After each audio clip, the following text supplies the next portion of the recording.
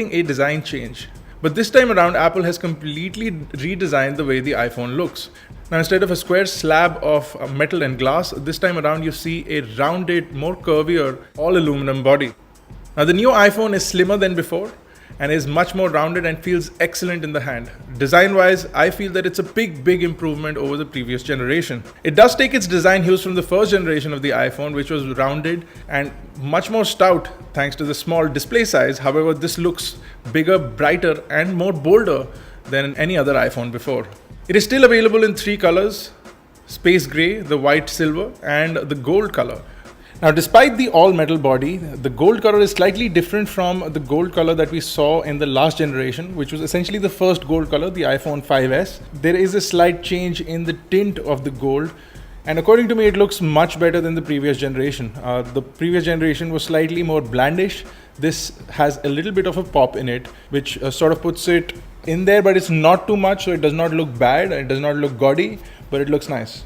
In this last year, a lot of other things have also happened. Companies like Xiaomi and OnePlus have emerged as market leaders, delivering great high-powered devices for budget prices. Android has really taken over the market, with the likes of KitKat devices being available as low as $100 and going all the way up to flagships. Companies have launched several products that have been appreciated worldwide: the HTC One M8, the LG G3, and Samsung's unfortunate S5 and the new upcoming Note 4. But that didn't stop people from buying the new iPhone. On the first weekend itself, Apple managed to sell 10 million of these smartphones.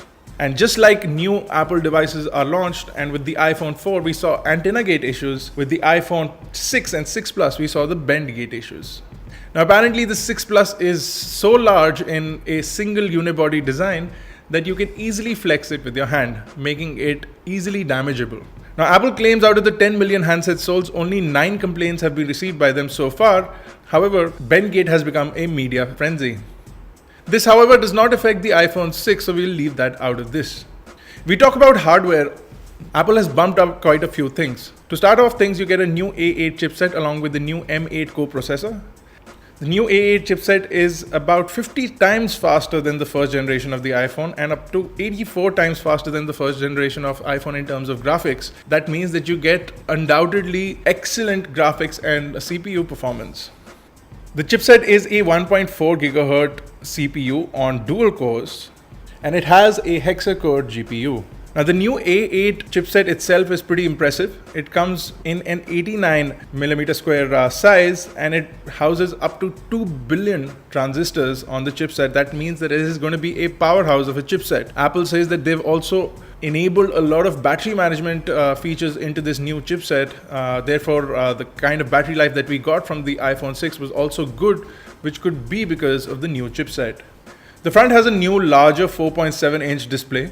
That also bumps up the resolution to 1334 into 750 pixels, which retains the Apple's Retina display requirements.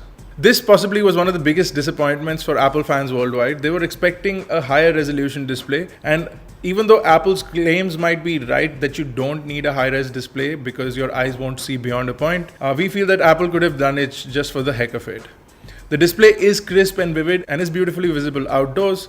You can enjoy games, movies, and typing has become a lot better on the new display. Text is a lot more crisp, and you'll thoroughly enjoy using this display if you're coming from a 5 or a 5S. Even from a 4, you'll enjoy it even more.